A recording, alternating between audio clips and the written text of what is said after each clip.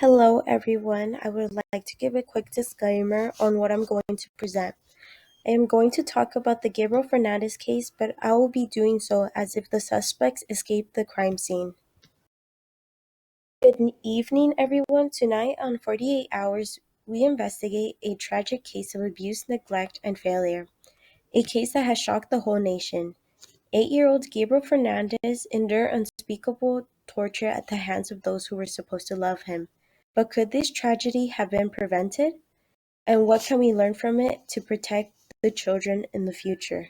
Stay with us as we uncover the chilling details of this horrific story.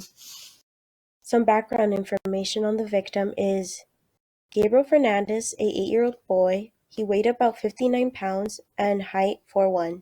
He was born on February 20th, 2005 in Los Angeles, California.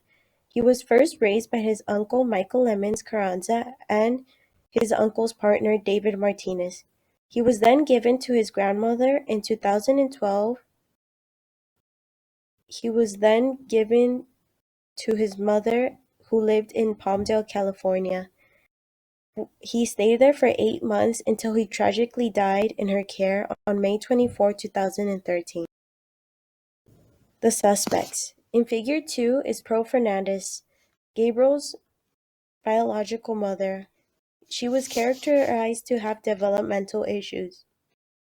Isario Aguirre, Pearl Fernandez's boyfriend, is in Figure 3. He's 6 foot tall, weighed more than 200 pounds. He was known to be a macho man. He was the main aggressor of this case. He was working as a security guard. Some case information on the day of Gabriel's death is he died on May 22nd, 2013. He was beaten by Isario Aguirre. It started when Gabriel was found playing with his little sister. His mother, Pearl Fernandez, reprimanded him, which then led to an argument. Pearl then ended up telling Isario Aguirre, and he proceeded to beat Gabriel till he was unresponsive. Gabriel's little sister was present in the room when the attack happened and was told to clean up Gabriel's blood, as they rushed him in the shower to hopefully wake him up. Police was called, and Pearl explained that Gabriel lost consciousness after he was play wrestling with his brother. Paramedics gave instructions to Isario Aguirre to perform CPR. Suspects were not found and fled the scene once officers and paramedics have arrived. Some important evidence to note is statements from Gabriel's teacher. She stated that Gabriel, throughout the last 8 months, would have bruising in his face and in his body. He also became distant. Some statements from Gabriel's little sister and brother would be on the day of the murder.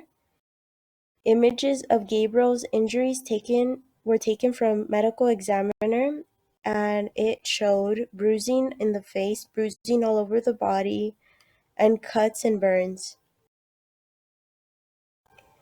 Some criminal statutes violated was the California Penal Code 187 and 190.2 subsection A18, first-degree murder with special circumstances of torture, California Penal Code 273AB, which is a guardian who assaults a child resulting in death, which the child was under 8 years of age, can face 25 years to life in prison.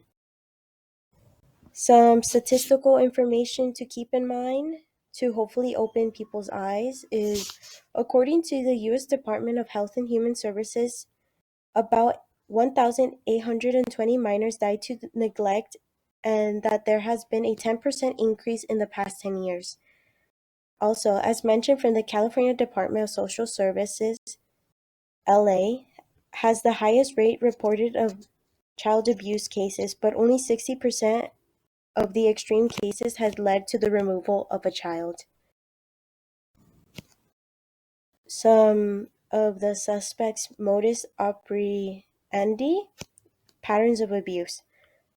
Both Pearl and her boyfriend would lie to social services and law enforcement. They would continue to call Gabriel gay as he was beat. The beatings would consist of force-feeding cat litter, cigarette burns, being shot with a BB gun, and punched and slapped till unconscious. Gabriel would then be locked in a small wooden cabinet. Call to action. Look for warning signs. If a child has become distant and has unusual bruising, it's important to report. Similar to Gabriel's story, he had significant bruising in the face, neck, and hands, which are uncommon to get. Call to action. The importance of reporting these cases is so no child has to face an untimely death. If you or a loved one are in serious danger, resources are available. Child Help National Child Abuse Hotline is 800 422 4553.